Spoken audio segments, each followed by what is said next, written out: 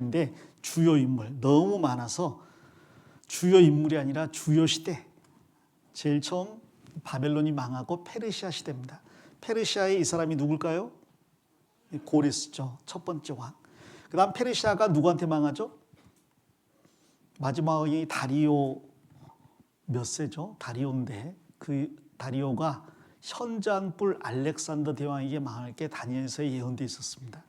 알렉산더 대왕이 이 페르시아를 점령하고 그 조그마한 도시국가 그리스의 마케도니아가 페르시아 전역을 통치했어요. 그리고 헬라 제국, 헬라가 그리스거든요. 헬라 제국의 문화로 온 세상을 통치했다고 해서 헬레니즘 문화라고 합니다.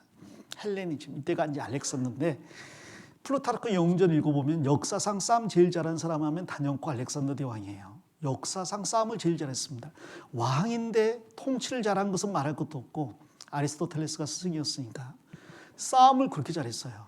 거의 인간으로서 신급의 전투력을 가진 레벨 만땅의 그 캐릭터가 이제 알렉산더입니다. 거의 사기 캐릭터라고 할 수 있는 전략도 탁월하고 전술도 탁월하고 지금 그 징기스칸과 더불어서 알렉산더 대왕 그리고 이순신 장군, 넬슨 제독, 그다음에 나폴레옹 이런 사람들의 그 전쟁 이야기는 지금도 군사 전문가들이 계속 연구하고 있거든요.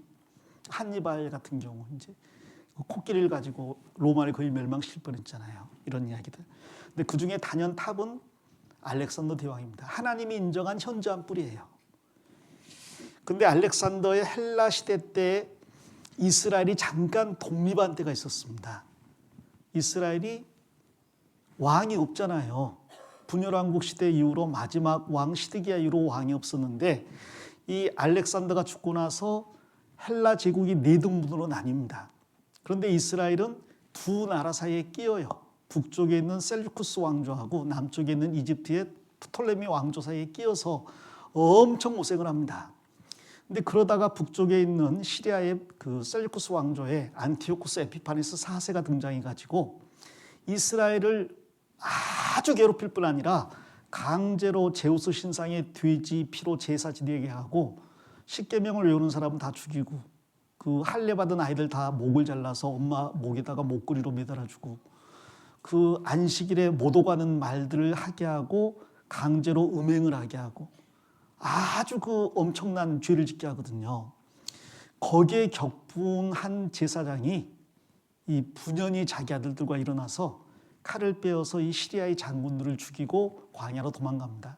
그리고 사람들이 몰려들어서 시리아와 싸우다가 하나님의 초자연적인 도움으로 시리아를 물리치고 독립왕조를 결성해요. 그게 이제 하스모니안 왕조 혹은 하스본 왕조라고 이야기합니다. 잠깐의 한 160년 정도의 독립 시기가 있었어요. 근데 그 시기가 끝나는 게 로마에 의해서죠. 로마의 시저 이후에 그러니까 그 가이사 시저죠. 줄리어스 시저 이후에 폼페이우스 장군이 로마 군대를 이끌고 예루살렘에 입성을 합니다. 그 로마 군대를 끌어들인 사람은 그 유명한 헤롯 대왕의 아버지. 이 아버지가 로마를 끌어들여서 이스라엘을 멸망시키고 자기가 로마의 왕이 돼요. 그리고 로마의 세금을 바치죠. 자기가 그 이스라엘의 왕이 됩니다. 에돔 사람인 헤롯이 자기 아들이 헤롯 대왕이 되죠. 그리고 나중에 로마에 이제 세금을 바치게 되죠. 그래서 이 바벨론 시대, 페르시아 시대, 그리스 시대, 그리고 중간에 하스모니안 독립왕조 시대, 그리고 로마 시대가 이 중간 시대예요. 자, 이때 있었던 중요한 사건 몇 가지만 보면 이 페르시아 시대 때 고레스 왕이 이 이스라엘 백성들을 풀어주잖아요. 몇 명을 다 알면 좋은데 아하수에로 왕이 있습니다. 아하수에로 왕이 누구죠? 아하수에로 왕은 에스더의 남편입니다. 그리고 아하수에로의 아들이 아닥사스다 왕이에요. 아닥사스다 왕은 누굽니까? 아닥사스다 왕은 느헤미야를 본국으로 귀환시켜주는 왕입니다. 이 세 명 정도는 알아두시면 좋겠습니다. 참고로 이 아하수에로 왕의 다른 이름이 뭐죠? 그 유명한 크세르크세스죠. 영어로는 이제 사삭스 그렇게 이야기하는데 우리말로는 크세르크세스입니다. 크세르크세스가 그 영화 주인공으로 한번 나온 적이 있습니다. 영화 300이라는 영화에 그 저기 어디죠? 그 스파르타 300명의 용사와 싸우는 그 페르시아군을 이끄는 왕으로 등장한 적이 있거든요. 거기에 보면 그 블링블링으로 나옵니다. 말만 하면 그 말을 뿌려주는 게. 그래서 나는 자비하다. 실제로 자비하는 왕이었습니다. 그런데 그리스 도시국가를 점령하지 못하고 대패했죠. 이 페르시아 시대 때 이스라엘이 해방되잖아요. 해방되면서 유대교가 등장합니다. 유대교가 등장했다는 것은 그 이전엔 유대교가 없었냐? 있었는데 선지자들과 왕들만 섬기는 종교였고 백성들은 하나님을 잘 몰랐어요. 말씀드린 것처럼 성경책이 없고 율법을 가르쳐줄 사람이 없었기 때문에. 자, 그런데 이 바벨론 포로에서 돌아온 다음에 그때부터 회당이라는 걸 만듭니다. 유대인 남자가 10명만 있으면 회당을 만들고 거기에서 에스라 같은 율법학자들이 성경을 가르치는 거예요. 그래서 예수님 시대 때 회당이 많았고 거기에서 안식일마다 율법을 가르쳤잖아요. 그게 이 페르시아 시대에 등장했습니다. 그리고 예수님이 아람어를 사용하셨어요. 그 국제 공용어였거든요. 이때부터 페르시아 말이 사용됐습니다. 왜 페르시아 말이 사용됐을까? 알렉산더가 나중에 등장해가지고 이스라엘을 완전히 자치권을 줬어요. 너희들 마음대로 해라. 왜냐하면 이 다니엘서 7장에 알렉산더 이야기가 나오는데 그것을 제사장이 알렉산더에게 보여줬거든요. 당신이 온 세계를 빠른 시간 내에 정복할 현장을 뿌립니다. 하나님이 정해놨습니다. 너무 기분이 좋아가지고 너희들 하고 싶은 거 다 해. 세금도 안 내도 돼. 너희들 왕은 세울 수 없지만 대제사장의 왕 노릇까지도 돼. 그래서 헬라 시대 때 이 이스라엘 사람들이 알렉산더 대왕과 헬라 제국을 너무너무 좋아했어요. 그래서 헬라 말을 배우고 그리고 헬라 문화를 따르고 그러다 보니까 헬라화 됐습니다. 헬라화라는 다른 말로 하면 세속화가 됐다는 이야기예요. 전부 타락했습니다. 제일 많이 타락한 사람이 대제사장과 제사장들. 왜? 너희들 마음대로 해 했을 때 종교적인 지도력은 대제사장이 있었는데 왕이 없잖아요. 정치적인 지도력도 대제사장이 행사해도 돼. 대제사장인 졸지에 종교적 정치적 지도자가 되는 바람에 너무 좋잖아요. 그래서 그들이 이 세상이 천국이구나 해가지고 그때부터 타락했습니다. 그래서 사두개인들이 거기서 등장한 거죠. 사두개인들은 부활도 없고 내세도 없고 영도 없다고 하는 사람들이에요. 왜? 이 세상이 천국이니까. 그 사두개인들에게 반대해서 등장한 사람들이 바리새인들입니다. 정통주의자죠. 자, 그리고 이 헬라 시대 때 한 가지 더 중요한 사건이 있는데 70인역본이 번역됐어요. 예수님이 기록되었을 때하고 인용한 성경이 바로 70인역입니다. 이 70인역은 그때 이스라엘 사람들이 이집트에 가서도 많이 살았거든요. 근데 이집트에서 알렉산드리아라는 도시가 있잖아요. 알렉산더가 자기 이름을 따서 많은 도시를 세웠습니다. 그 도시 이름이 알렉산드리아예요. 그래서 이집트에도 알렉산드리아가 있었는데 거기에 세계에서 가장 큰 규모의 도서관이 있었어요. 거기에 유대인들이 가가지고 정착하게 살면서 구약 성경을 헬라어로 번역을 한 게 70인역입니다. 그래서 예수님이 활동하실 때는 그 헬라어로 번역된 구약 성경 70인역이 있었어요. 자, 그리고 아까 말한 안티오쿠스 4세 에피파네스. 에피파네스라는 이름의 뜻은 좋은 뜻인데 사람들이 에피마네스라고 불렀습니다. 에피마네스라는 말은 미친 사람이라는 뜻이에요. 다른 말로 미친 놈이라는 뜻입니다. 이 안티오쿠스 에피파네스가 엄청나게 유대인을 박해했거든요. 근데 이 사람에 관한 이야기가 다니엘서에 자세히 나와 있는데 왜 이 사람이 이렇게 자세히 나오느냐? 이 사람이 나중에 적그리스도의 모형이 되는 사람이거든요. 적그리스도가 유대인들을 어떻게 핍박하느냐를 보려면 이 안티오쿠스 에피파네스가 어떻게 유대인들을 핍박했는가를 보면 됩니다. 우리 66권 성경에는 없지만 외경 중에 마카베오 상하가 있어요.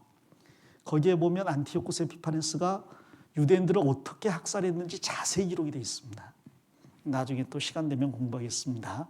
그래서 이 제사장들이 전부 살려고 제우스 신상에다가 절을 하고 거기에 돼지피로 제사를 지냈어요.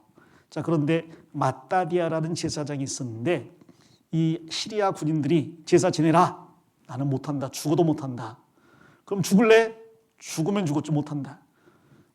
일단 기다려. 그 다음 젊은 제사장한테 네가 해라. 예, 저는 죽고 싶지 않습니다. 하겠습니다 하고 제사를 지냈어요. 마따디아가 화가 나가지고 그 고령의 나이에 이 칼을 뺏어가지고요 이 제사를 드린 젊은 제사장을 죽였습니다. 그러니까 시리아 군인들이 뭐시오 이것이 하고 마따디아를 죽이려고 하는데 그 아들들이 또 있었거든요. 제사장은 세습직이니까 아들들이 또 같이 있잖아요. 그 아들들이 우리 아버지가 이렇게 우로 분노를 발하는데 우리도 싸우자고 막 나가 싸워가지고 그 군인들을 때려 죽였습니다. 그 중에서 아들 중에 마카비라는 아들이 있었어요. 마카비가 별명이고요. 이름이 망치란 뜻이에요. 주먹이 망치야. 그래서 이 마카비가 이 마따디아를 뒤를 이어서 이스라엘을 결집시킵니다. 그리고 시리아와 전쟁을 벌입니다. 근데 하나님이 도와줘서 다 이겼어요. 나중에 안티오코스 에피파네스가 야 이거 웬만해서는 전쟁 못 이기겠는데 해가지고 작전을 짰습니다. 안식일에만 전쟁해라. 유대인들은 안식일에 980m 이상 도망가지 않거든요. 그 안식일을 도망가라고 생각해서 도망가다가 야 몇 미터 왔냐 980m 쉬어야 돼. 저기 왔는데요. 일단 기다려야 돼. 다 죽었어요. 그래서 전쟁이 거의 패망할 뻔했는데 하나님께서 다른 나라가 시리아를 쳐들어오게 해서 기적적으로 이스라엘을 구원합니다. 그리고 안티오코스 4세 에피파네스는 나중에 정신병에 걸려가지고 굉장히 고통스럽게 죽어요. 그래서 독립왕조가 형성이 됐죠. 근데 독립왕조가 형성이 됐는데 조금 지나니까요. 이제 타락이 극에 달해가지고 이 대제사장이 왕이자 대제사장이잖아요. 어떻게 된지 아세요? 내가 대제사장 할래 해서 형제가 형제를 성전에서 칼로 찔러 죽이는 일들이 그때부터 벌어집니다. 기껏 외세에서 독립했더니 이제 자기들끼리 왕하고 대제사장 하려고 아니 하나님의 성전에서 자기 형제를 칼로 찔러 죽여요. 그런 일들이 벌어지다 보니 그걸 노린 사람이 등장하죠. 바로 에돔, 에서의 후손인 에돔에 한 가문이 있습니다. 헤롯 가문. 헤롯 안티파터가 그걸 보고 내가 로마를 끌어들여서 이스라엘을 먹어야겠다. 그래서 로마를 끌어들이고요. 자기 아들 헤롯을 왕으로 삼습니다. 그게 헤롯 대왕이에요. 그때 예수님이 탄생하시죠. 이 사람이 헤롯 대왕인데 아주 그 정치적으로는 탁월한 사람이고 건축광이고 똑똑한 사람인데 아주 잔인했던 사람이고 나중에는 자기 아내들 거의 다 죽이고 자기 자식들 다 죽입니다. 그리고 자기 주변에 있는 사람 다 죽여요. 자기 대를 이어서 왕이 될 사람까지 다 죽입니다. 자기가 끝까지 왕이 돼야 되겠다. 그러니 예수님이 유대인을 왕으로 낳았다는 동방 박사들의 이야기 들을 때 어떻게 했겠어요? 2살 이하로 다 죽여라. 그리고 이제 자기도 죽었죠. 헤롯 대왕이 대왕이라고 불리는 이유는 이스라엘 전체를 통치했기 때문이에요. 근데 헤롯이 죽고 난 다음에는 그렇게 통치할 만한 그릇이 있는 헤롯의 아들들이 보이지 않으니까 이 로마가 땅을 나눕니다. 그래서 그 지역만 다스리게 해요. 그걸 분봉왕이라고 합니다. 일부 지역만 다스리는. 그래서 헤롯 빌립, 헤롯 안디바, 그리고 헤롯 아켈라오가 유대를 다스리는데 아켈라오가 한 3, 4년 통치하다 쫓겨납니다. 무능하고 잔인해서. 그래서 로마가 여기는 헤롯 아들들에게 맡겨주면 안 되겠다 해서 총독을 파견해요. 그래서 빌라도가 한 5번째 총독인가 그렇습니다. 나머지는 이제 헤롯의 아들들이 다스렸는데 예수님 당시에 등장하는 헤롯은 이 헤롯 안디바를 이야기합니다.